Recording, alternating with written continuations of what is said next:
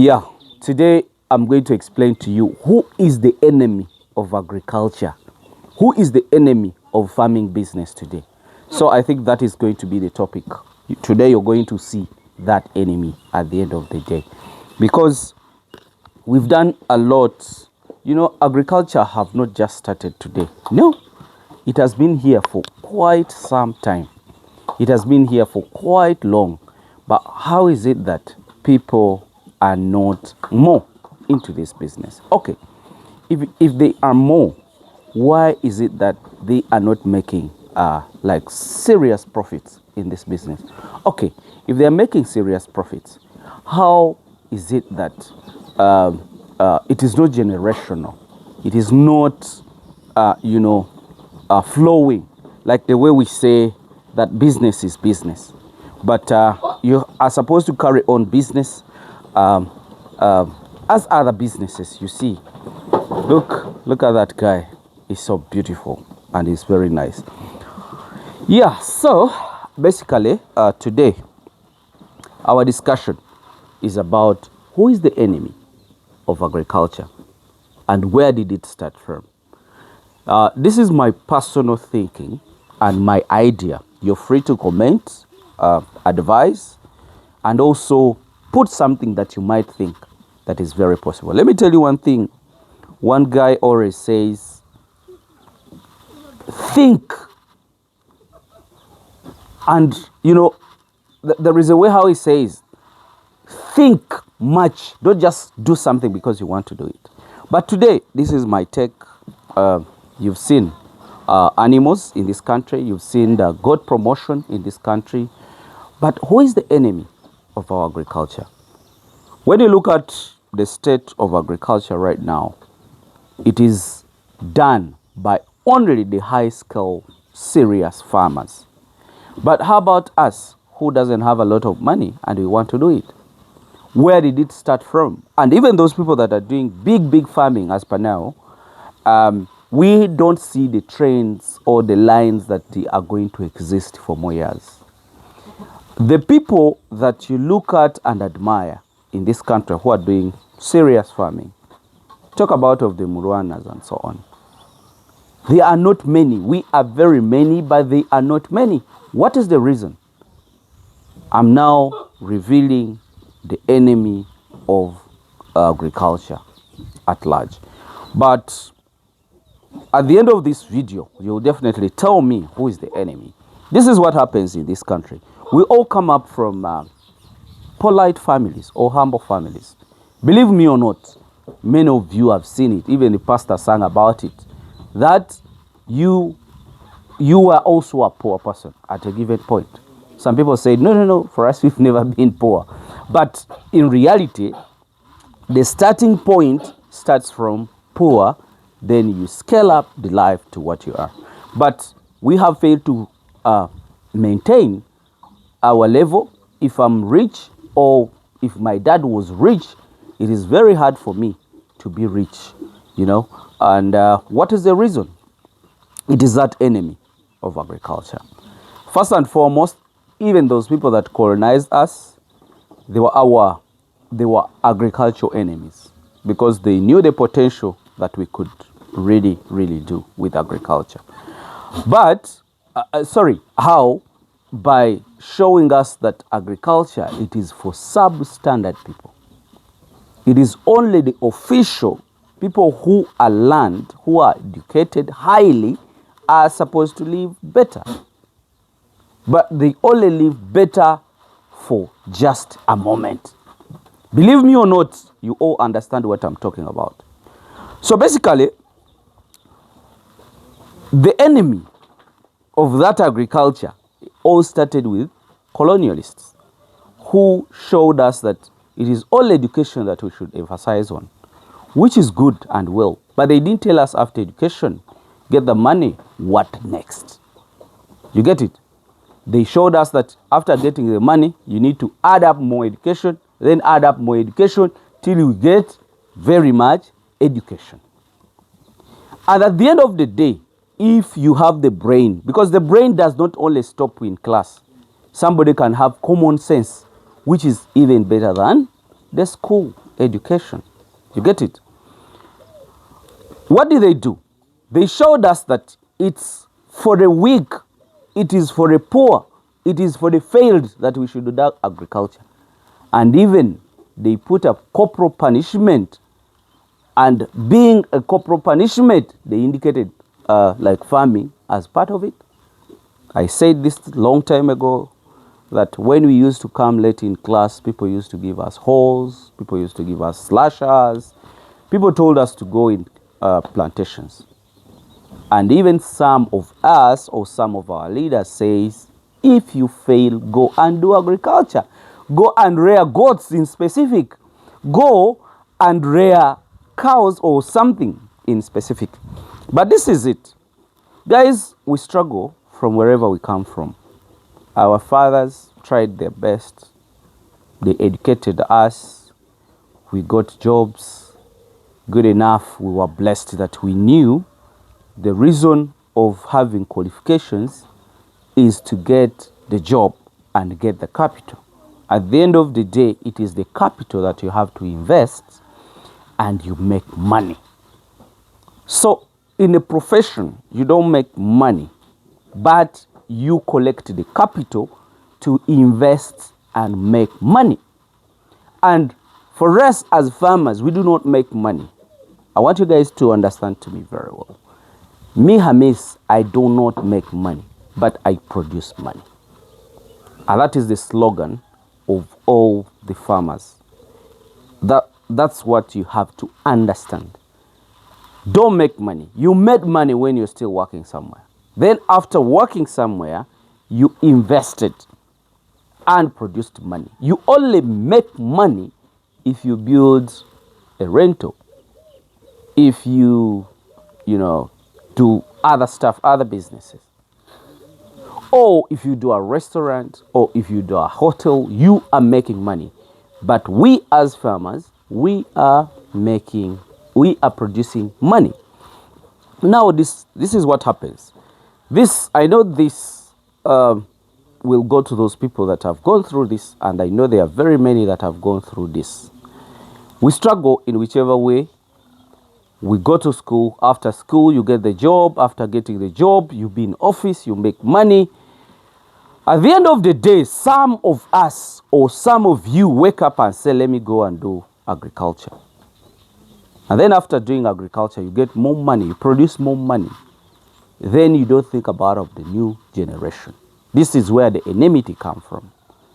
If you made money, or you made a business in Uganda, you survived in Uganda, or wherever you made your money from, you make it, and you think that you have to make the next generation more advanced and better. What do? You end up sending your kids out of the country when they are still young, so that they get the style of those countries, so that they get civilization of that country and the culture of that country. Then at the end of the day, universities, even here in Makerere or even in other colleges, if a student is a very good performer, the university wants to retain that person. So if you make money and you studied from here, you made it from here, and you're living a better life here, what makes you think that if you take your kid to Los Angeles, if you take your kid to America, take your kid to UK, take your kid to Russia, take your kid anywhere, he's going to perform better than you? The country is ours. It is you and me to contribute on it. You take that kid overseas, right when he is still young, he studies from there, he learns the culture of there, he marries from there. Even if he marries from here, and he takes the kids there, do you think that kid is going to come back to your country? Do you think whichever skills he has is going to benefit the country? Do you think he's going to come back and work in the country? Okay, they have made it, but they were not inspired to stay here. You've not showed those kids the benefits of being in the country. You've not showed them how they can grow their country. Let me tell you one thing, guys. Where I'm speaking from right here, this is the Pearl of Africa. Just Google about what the Pearl of Africa means. That means this would be the highly congested place and everybody would be here. But just imagine people flying from other countries to come and appreciate our country. And us, who have some people, who have some standard, we have pushed all our kids out of the country. They have gone there, they have married there, and they are staying there. What is my point in that? You are the enemy of agriculture, because agriculture would be our best source of money and can actually employ all of us and then even serve other countries. They give us the money for the oil and we give them the meat and we get that money. But now that you've sent all your kids abroad to go and study from there, they do not know about Uganda. They are not interested about Uganda. And even they are good performers. Naturally, as we are bright, if you happen to go there, you can penetrate, you can do better and better. But all what you know is going to stay in that country. I've seen some of you people, you've made it here. You've got land here. You've got a lot of money here. But your kids are not interested here. You even try your best to bring them here and they cannot come back. Why? Because you took your kids when they were still young to go and get the lifestyle of that area wherever you took them, and they do not think about of Uganda. You get it? And at the end of the day, you only look at the negative part of the country is what you share to them. Who is the enemy of agriculture? Because there is a lot of families that were doing well some time back. Right now, they are no longer anywhere. And then on top of that, your lands have been sold. Your houses have been sold because you didn't show those people that Uganda matter in their life. You've built big, big houses. Me, I visit a lot of places. People have built good houses. But because a person showed the kids right from the birth that Europe is the best, there is no profits here. There is no business here. There is no good thing about here. Guys are dying in their houses. Their wives have died. They only stay with a nurse and a maid in the house. Their kids are staying in America and their children, their granddaughters, the grandsons are staying in America. And the guy has a very big house from here to there, but the guy even look for somebody who can give him water is not there. That is the effect that you're getting. Oh, that is the payment that you're getting, not loving your country and not respecting your country and not knowing what exactly you want in your country. My take is, I call you the enemy of agriculture because you had a potential of investing here heavily in agriculture. We have taught you how to do everything. We've showed you the negatives and positives of the business. You would be keeping your, we have good schools here. Let them study from here to a certain level. But work with your kids right from the beginning. Me, I'm here today. I came with all my kids. They are here. They are very busy. They have been checking out their animals. I'm trying to inspire them. I'm trying to show them that Uganda can do even much better than what you see now. Because I don't want to die in the house alone. Of course, when I have animals, if animals grow, I will be rich, believe me or not, because I will have what to sell. You don't expect to be rich if you don't have what to sell. But if you have what to sell, you'll be rich. I don't want to have a big house and I die in a big house alone because my kids went for UK, for Russia, for where. No, I want those kids to grow up with me here. They will only go to America to do a course.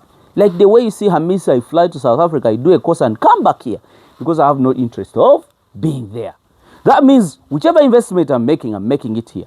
So if I have potential as per now and I can produce over 5,000 animals and my kid is studying from here, also will learn that we can do 100,000 goats here. He will only go to Europe to check out which other things that we need to put in our farming. That means if you have more families of the same kind, not the families with big houses and big bungalows and then even big compounds. We want families with big investment projects in agriculture, whereby if these kids go out there and get more ideas, they are going to bring the ideas back home. And we invest in agriculture, we produce and go. The only issue that we have right now, people have not invested in agriculture. And people are just learning to invest in agriculture. Those that invested in agriculture, they exported the labor and the knowledge of the Ugandans to abroad. And abroad is using them. So by the time they want to come back here, they can't fit in here. At the end of the day, by the time they come back here, they don't even have. You get? Like how we expected. So who is the enemy of agriculture? I want to conclude and say, you and me, we are the enemies of agriculture. If we decided to think about the future of our countries, or the future of Africa, and we put it in the new generations, we would even do better. So I request, guys, be with your kids, show them, invest home, let those people understand that here you can do better. To tell you the truth, we are still a virgin country that needs a lot of investment, and we can produce a lot. So guys, the enemy of agriculture, the moment you are doing what I talked about, you're exporting your kids to those countries to study from there, to stay there, then at the end of the day, you're calling them back here. They are not coming back. Guys, many families, many people are crying. I know this video. Share it to many people. People are staying in big houses. Their kids are abroad. Their grandkids are abroad. They have square miles of land. They don't even know what they can do because they do not longer have the energy. They no longer have the energy to run and work with agriculture. But they have the potential. But being that they are lonely, they don't even have ideas on how they can do farming. I think we do understand the enemy of agriculture is me and you who are doing the same. But we should fight all our ways. Let's get the guns. Let's get everything that we can use to make sure that we fight ourselves to stop being the enemies of agriculture and inspire more people to come back home. Agriculture will grow much bigger. Let me just wish you the best, guys, and see you when you see me. Bye for now. Look at this guy. Looks pretty and nice. I like the horn. I like everything. See you when you see me. Bye for now.